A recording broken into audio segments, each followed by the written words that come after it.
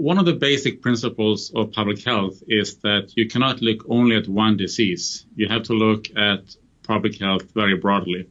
The strategy we have used for COVID-19 has generated enormous collateral damage on other public health. Less cancer screening, worse outcomes from cardiovascular diseases and mental health problems and so on. So we think it's important to present an alternative way to approach COVID-19. And this is nothing revolutionary, because this is things that people have been saying since the very beginning back in March, but it's often been dismissed. So we were thinking, coming together, three scientists from reasonably respectable universities to sign a declaration urging the world to look into a different approach might have a good effect, where we do a better job protecting older people and other high-risk groups, while we let children and younger people, younger adults, live their lives normally, going to in-person schools and universities, etc. We're putting on the table an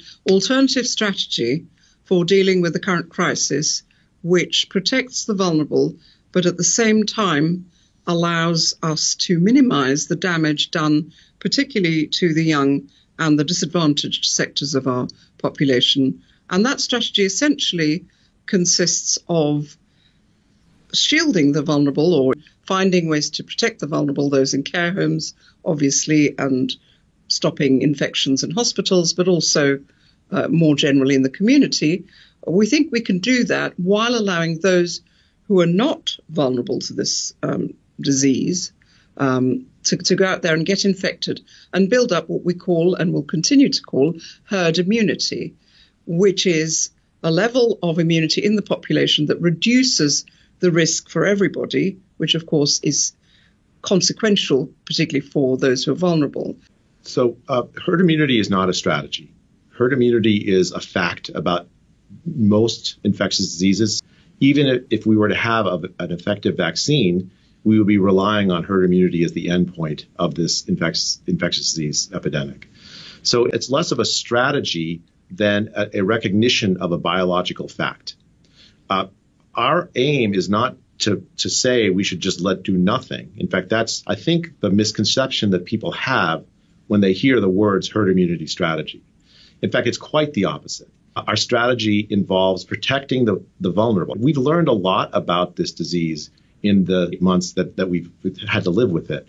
In particular, we've learned what groups are most vulnerable should they become infected. We also learned about groups that are relatively well protected. Children, for instance, in the United States, more children have died this year from the seasonal flu than have died from COVID-19. Children, thank God, are relatively protected from COVID-19 infection should they become infected. Our strategy takes advantage of that knowledge we've gained about this and proposes concrete ways of addressing the needs of the vulnerable so that they don't become infected, so they don't die from the disease, while at the same time, the people who are suffering from the collateral damage of the lockdown, closed schools, closed businesses, closed universities, depression, suicidal ideation, all that enormous collateral damage when they face very little risk from death from the disease, that has to end. The premise is not to do something reckless. The premise is to take account, as Dr. Kulldorff said, of all of public health, all of the harms. We are not simply just bags of germs infecting one another. We're human beings. And we want to take advantage of the new knowledge we've gained, protect the vulnerable, and let people face the risk of the disease who don't actually face a very large risk of mortality if they were to be infected.